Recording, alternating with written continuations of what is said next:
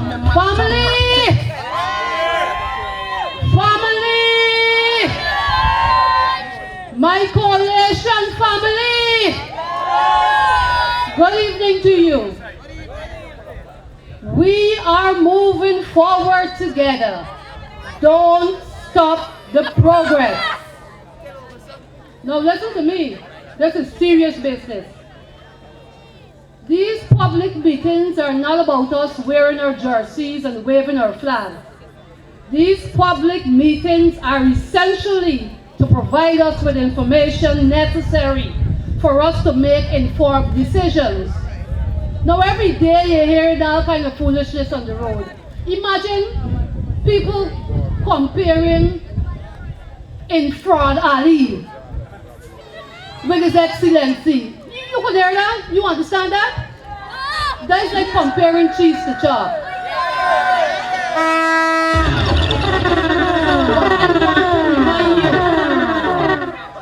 I want to remind us that it is evident that all of Guyana, we know, we've seen and we're feeling Guyana moving forward. Now, so? All right. Guyana is on the trajectory to greatness. It is no secret that His Excellency is the only qualified presidential candidate in the elections. The only qualified presidential candidate in the elections. Even the opposition knows it. Even the opposition is fully aware that he is the only qualified presidential candidate. His qualifications are real. They were obtained from real universities.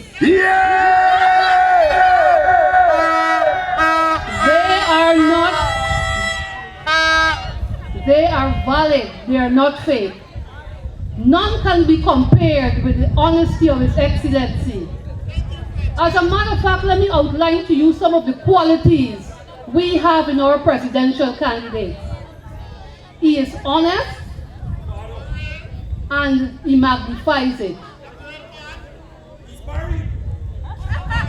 He has respectability and all decent people know it.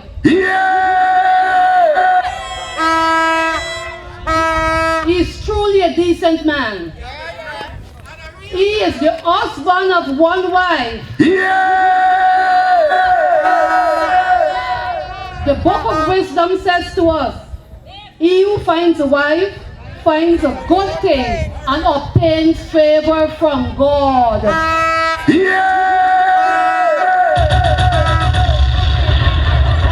is also the father of disciplined children.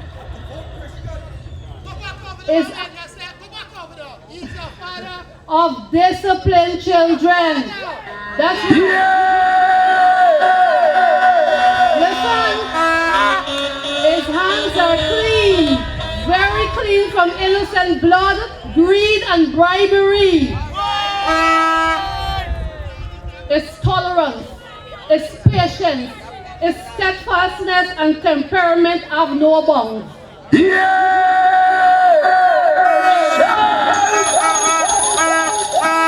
Y'all remember the Pegasus fiasco? Yes. You remember the unbothered pose? Yes. You remember when they stormed the place? What His Excellency did? He stood there, a decent and proper man.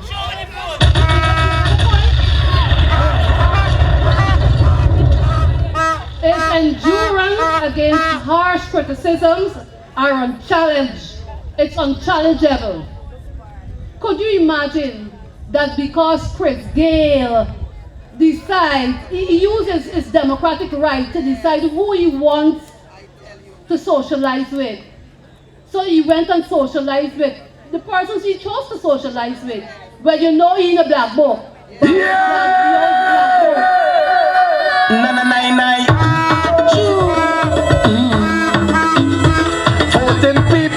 Impossible to do. We don't want PPP no more. Remember what PPP do. Jack they keep lying true and true. Up and hiding it. Stop trying to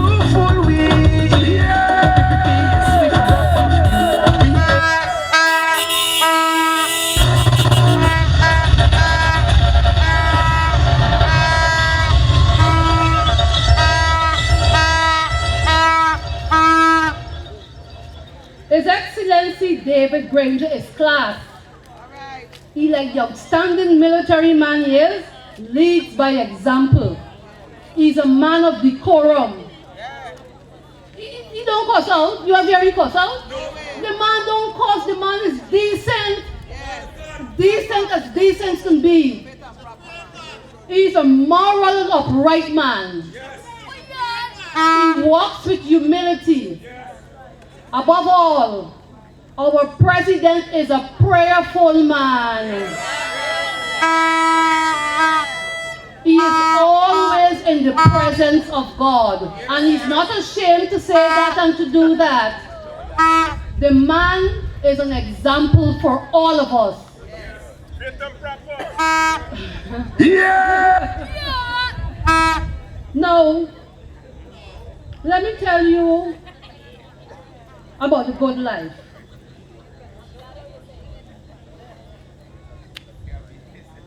The coalition government has offered us a good life.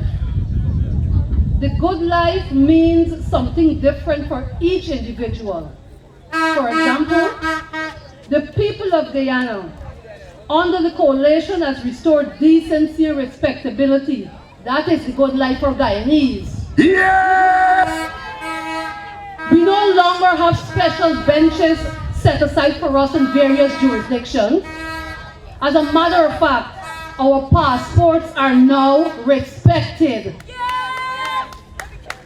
Guyana is now the #1 travel destination in the world. After all, we are from the oil state of Guyana. We are all oil Guyanese.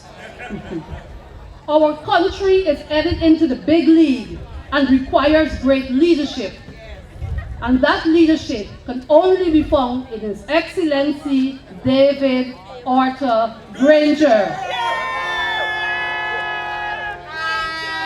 He has integrity and he demonstrates it. Family, don't stop the progress. As I said, the good life means something different to each individual. As a trade unionist and a worker representative, the increase in public service minimum wage over the 4.5-year period amounts to 77%. Increase in private sector minimum wage, improvement in healthcare services, educational grant reunion, social cohesion, and improvement in education. That all amounts to, it translates to the good life for workers in this country. Within the educational sector, the good life is an increase in salaries for the teachers, better equipped schools with modern amenities, increasing the number of teachers within our classrooms, better access to schooling. We are all aware of the President's 5B initiative. We got boat, we got bus, we got breakfast, we get books, and we got boots. Brand new. So we got no reason not to send our children to school. We are making sure that our children go to school and not to go to school hungry. The improvement within the educational sector resulted in better grades. Guyana performed the best at the Caribbean CXC examinations in 2019. We topped the region. In the last 4 years, the government, under the leadership of President David Granger, made education a priority. In 2015, President Granger says to us, "I want to have an educated state." We never hear that on the bar, Jack Dio. You've ever heard that? But here, the book says, the good book says, "My people are destroyed for the lack of knowledge." You see, you couldn't tell us that because they wanted us to remain ignorant so they could shoot us down in the street. But President Granger understands the need for an education. And we all will be educated. We just got to put ourselves in the groove. We're going to be educated. In the last budget, 50 $52 billion was plugged into the education sector, and that was the largest amount ever. If you take the amount that was allocated in the budget over the last 23 years, it ain't reached 52 billion yet, you know. Family, don't stop the progress. The progress continues. Sweeper cleaners are now enjoying $70,000. Pensioners are enjoying the good life. There is no flooding within the city. That's progress. We have stronger and modern infrastructure. 11,000 meters of miscellaneous roads and 17,000 meters of major roads were rolled out throughout this country. Several communities now have water and lights for the first time, running to their homes too. Sea defense works were completed to mitigate high tides within the regions. In your community, there was a supply and installation of distribution of mains and service connection upgrades. A polyclinic is being constructed within your community. Much more developmental works were scheduled, but the yes man, put a dent on it. But don't worry, a decade of development awaits all of us. We just have to come out on March the 2nd and put our X next to the farm and the key. Vote like a boss. With the decade of development, we will have the green state, the digital state, the petroleum state, and an educational state. You understand the emphasis we place on education? We want everybody to be empowered. We don't want anybody being destroyed because of the lack of knowledge. We now have cleaner towns. Our healthcare facilities have been modernized throughout this country. My Rasta brethren and sistren are also enjoying the good life. You know what I mean? We also enjoy the good life. Rastafari. Family, the coalition does not only have people with integrity, but people of worth. We don't get ourselves involved in vulgarity. You would never see me winding up and taking a back ball. You ever see His Excellency in that kind of posture? Because we got decency, we got integrity, and we have morality. We have people with clean hands. Guyana needs clean hands. Remember, we have the oil. So we got to be careful with who we put in charge of the oil. Now let me tell you, let me remind you as a matter of fact, this government has done much developmental works within communities throughout Guyana. Within the 4 short years, and much more will be done. It means, therefore, we have to get up on March the 2nd and we have to go and vote. Don't stop the progress. Family, this election is about our future. It's about our great-great-great-great-grandchildren's future. I urge you to vote on March the 2nd for a clean hand. We're voting for a clean hand with the key. Coalition family, we are moving forward together. Don't stop the progress. Forward ever. Forward ever. I bid you good night and thank you for coming out. Don't stop the progress.